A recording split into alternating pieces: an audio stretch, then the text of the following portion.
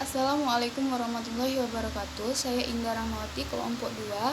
Adapun nama-nama kelompok kami: Ari Widantara, Ade Rizka, Ariana, Deska Alfa Sintia, Emma Yuliani, Hafila, Nira Rizkia Nabila, Rafika Dian Purnama, Rizky Ayu, M. Arif Al-Mahdi, Santriwati, Yusitia Amanda, dan Tia Cahyani. Baik, di sini saya akan langsung membahas tentang penugasan kami metodologi keperawatan. Jadi di sini kami mendapatkan analisis data yang menunjang, yaitu data penunjangnya, data subjektif, pasien mengatakan sesak napas kurang lebih 1 bulan. Data objektif, pasien tampak sesak napas, batuk 1 minggu, berdahak, putih kental, tidak berdarah. Suara napas pasien mengi, nyeri dada, dengan respirationnya 32 kali per menit. Jadi, adapun penyebabnya adanya hiposreksi jalan napas. Masalah keperawatan yang kami ambil ialah bersihan jalan napas tidak efektif. Jadi, di sini kami akan mengangkat diagnosa keperawatan, yaitu bersihan jalan napas tidak efektif. Berhubungan dengan hiposreksi jalan napas, tujuan dan kriteria hasilnya ialah setelah dilakukan tindakan keperawatan selama 1 kali 24 jam, 1. Batuk efektif meningkat, 2. Produksi sputum menurun, 3. mengi menurun. Dan kami akan mengangkat intervensi yaitu manajemen jalan nafas. Observasinya: 1. Monitor bunyi nafas tambahan yaitu mengi, 2. Monitor sputum. Terapeutiknya: 1. Pastikan semi power atau power, 2. Beri minum air hangat, 3. Lakukan pengisapan lendir kurang dari 15 detik. Edukasinya: 1. Anjurkan asupan cairan 200 ml per hari. 2. Ajarkan teknik batuk efektif. Kolaborasinya: 1. Pemberian bronkodilator, ekspektoran, dan mukoliter. Jadi di sini kami mengangkat implementasi pada tanggal 26 Maret 2020 jam 16 WIB. 1.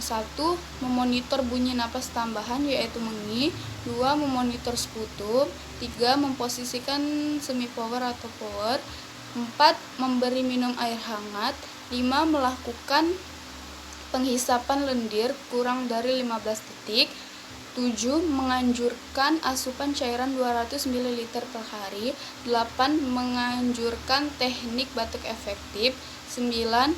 Memberikan bronkodilator, ekspektoran, dan mukoliter. Selanjutnya, kami akan mengangkat evaluasi atau catatan perkembangannya, yaitu subjektifnya pasien mengatakan sesak napas berkurang, objektifnya tekanan darah 120 per 80 mmHg, nadinya 80 kali per menit, RR-nya 23 kali per menit. Asesmennya: masalah telah teratasi dan plannya intervensi dihentikan. Terima kasih. Dan selanjutnya akan dilanjutkan oleh Rizky Ayu. Assalamualaikum warahmatullahi wabarakatuh. Saya dengan Rizky Ayu Apriani. Saya akan melanjutkan paparan yang kedua. Di sini saya akan langsung membahas tentang penugasan kami metodologi keperawatan. Jadi di sini kami mendapatkan analisis data yang menunjang, yaitu data penunjangnya, data subjektif. DS, pasien mengatakan terjadi pembengkakan di tubuhnya. DO, pasien tampak bengkak pada perut, bengkak pada skrotum, dan juga bengkak pada kedua kaki. Nadi 100 kali per menit. TD 100 per 70 mmHg. Bunyi jantung marmer, redup asites. Jadi adapun penyebabnya adanya perubahan preloid. Masalah keperawatan yang kami angkat, penurunan curah jantung. Jadi kami di sini akan mengangkat diagnosa keperawatan yang kedua, penurunan curah jantung. Setelah dilakukan tindakan keperawatan selama 1 kali 24 jam, diharapkan curah jantung meningkat dengan kriteria hasil: 1. Bradikardi menurun, 2. Lelah menurun, 3. Edema menurun, 4. Ortopnea menurun, 5. Batuk menurun, 6. Tekanan darah membaik. Perawatan jantung, observasi. 1. Identifikasi tanda atau gejala primer penurunan curah jantung, dyspnea, kelelahan, edema, ortopnea. 2. Monitor tekanan darah. 3. Monitor berat badan setiap hari pada waktu yang sama. Terapeutik. 1. Posisi pasien semi-polar atau polar dengan kaki ke bawah atau posisi nyaman. 2. Berikan diet jantung yang sesuai, batasi asupan kafein, natrium, kolesterol, dan makanan tinggi lemak. 3. Gunakan stocking elastis atau pneumatik intermittent sesuai indikasi. Edukasi. 1. Anjurkan aktivitas fisik secara bertahap.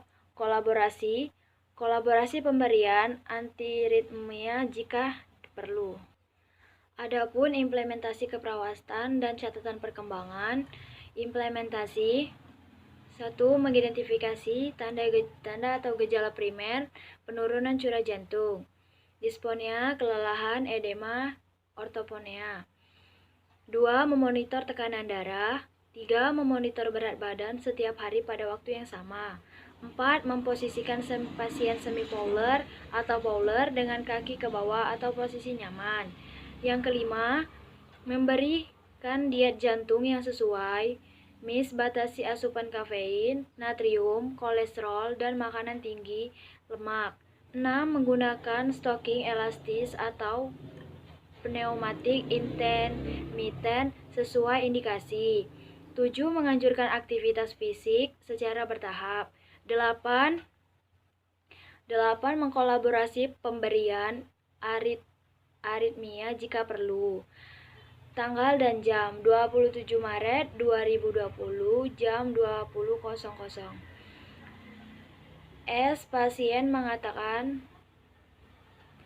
Pasien mengatakan batuk menurun, OTD 120/80 mmHg, S 37,5 Celcius, N 82 kali per menit, RR 21 kali per menit.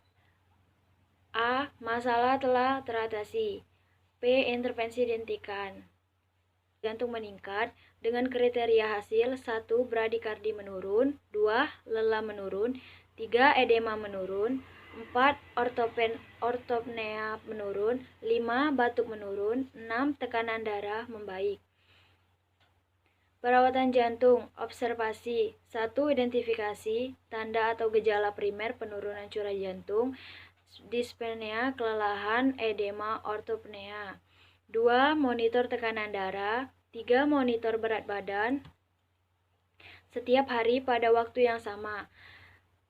Terapeutik. 1. Posisi pasien semi-polar atau polar dengan kaki ke bawah atau posisi nyaman.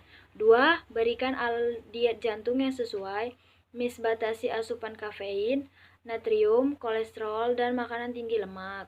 3. Gunakan stocking elastis atau pneumatik intermittent sesuai indikasi. Edukasi. 1. Anjurkan aktivitas fisik secara bertahap. Kolaborasi pemberian antiritmia jika perlu. Adapun implementasi keperawatan dan catatan perkembangan. Implementasi 1. Mengidentifikasi tanda atau gejala primer penurunan curah jantung, dispnea, kelelahan, edema, ortoponea. 2. Memonitor tekanan darah. 3. Memonitor berat badan setiap hari pada waktu yang sama. 4. Memposisikan pasien semi-polar atau polar dengan kaki ke bawah atau posisi nyaman. Yang kelima, memberikan diet jantung yang sesuai, batasi asupan kafein, natrium, kolesterol, dan makanan tinggi lemak.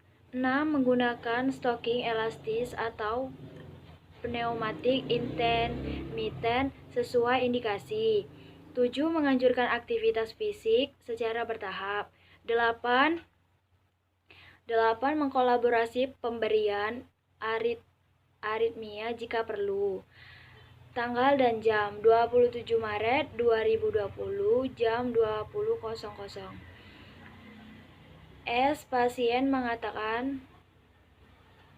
Pasien mengatakan batuk menurun, OTD 120/80 mmHg, S 37,5 Celcius, N 82 kali per menit, RR 21 kali per menit.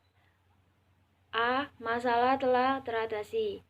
P. Intervensi dihentikan. Baiklah, perkenalkan, nama saya Deriska. Di sini saya akan melanjutkan paparan ketiga, yaitu tentang defisit nutrisi. Baiklah, di sini saya akan menjelaskan defisit nutrisi adalah asupan nutrisi tidak cukup kebutuhan metabolisme. Baiklah, di sini saya akan melakukan rencana keperawatan. 1. Defisit nutrisi berhubungan dengan faktor fisiologis. Tujuan dan kriteria hasil. Setelah dilakukan tindakan keperawatan selama 1x24 jam, diharapkan status nutrisi membaik dengan kriteria hasil. 1. Porsi makan yang dihabiskan meningkat. 2. Nyeri abdomen menurun. 3. Frekuensi makan membaik. Intervensi manajemen nutrisi observasi. 1. Identifikasi status nutrisi. 2. Identifikasi makan yang disukai. 3. Monitor asupan makanan. Terapeutik. 1. Sajikan makanan secara menarik dan suhu yang sesuai. 2. Berikan makanan tinggi serat untuk mencegah konstipasi. 3. Berikan makanan tinggi kalori dan tinggi protein. Edukasi. 1. Ajarkan diet yang diprogramkan. Kolaborasi. 1. Kolaborasi dengan ahli gizi untuk menentukan jumlah kalori dan jenis nutrisi yang dibutuhkan jika perlu. Implementasi keperawatan dan catatan perkembangan. Tanggal jam 1. 26 Maret 2020 pukul 16.00 waktu Indonesia Barat. Implementasi 1. Memonitor bunyi nafas tambahan atau mengi. 2. Memonitor spuntum. 3. Memposisikan semi-polar atau polar. 4. Memberi minum air hangat. 5. Melakukan penghisapan lendir kurang dari 15 detik. 6. Menganjurkan asupan cairan 2000 ml per hari. 7. Mengajarkan teknik batuk efektif. 8. Pemberian bronchodilator, ekspektoran, dan mukolitik. Tanggal 27 Maret 2020 jam 17.00 waktu Indonesia Barat. 1. Mengidentifikasi tanda atau gejala primer penurunan curah jantung. Contoh dyspnea, kelelahan, edema, dan ortopnea. 2. Memonitor tekanan darah. 3. Memonitor berat badan setiap hari pada waktu yang sama. 4. Memposisikan pasien semi-polar atau polar dengan kaki ke bawah atau posisi nyaman.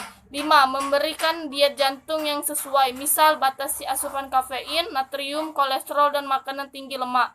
6. Menggunakan stocking elastis atau pneumatic intermittent sesuai indikasi.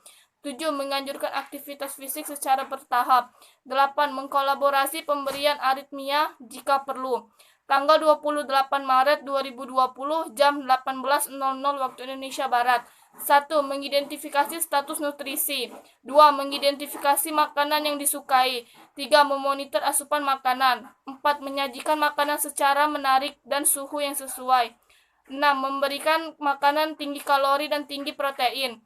7. Mengajarkan diet yang diprogramkan. 8. Mengkolaborasi dengan ahli gizi untuk menentukan jumlah kalori dan jenis nutrien yang dibutuhkan jika perlu. Selanjutnya, catatan perkembangan. Tanggal jam 26 Maret 2020 jam 19.00 waktu Indonesia Barat. Catatan perkembangan. S. Pasien mengatakan sesak nafas berkurang. O. Tekanan darah 120/80 mmHg. S. 36,5 derajat Celcius. N. 80 kali per menit dan RR 21 kali per menit. A. Masalah telah teratasi. P. Intervensi dihentikan. Tanggal 27 Maret 2020 jam 20.00 waktu Indonesia Barat. S. Pasien mengatakan batuk menurun. O. Tekanan darah 120/80 mmHg. S. 37,5 derajat Celcius. N. 82 kali per menit dan RR 21 kali per menit. A. Masalah telah teratasi. P. Intervensi dihentikan. Tanggal 28 Maret 2020 jam 21.00 waktu Indonesia Barat. S. Pasien mengatakan nafsu makan sudah mulai meningkat. Tekanan darah 120 kali 80 mmHg. S. 36,5 derajat Celcius. N 80 kali per menit dan RR 22 kali per menit. A. Masalah telah teratasi. P. Intervensi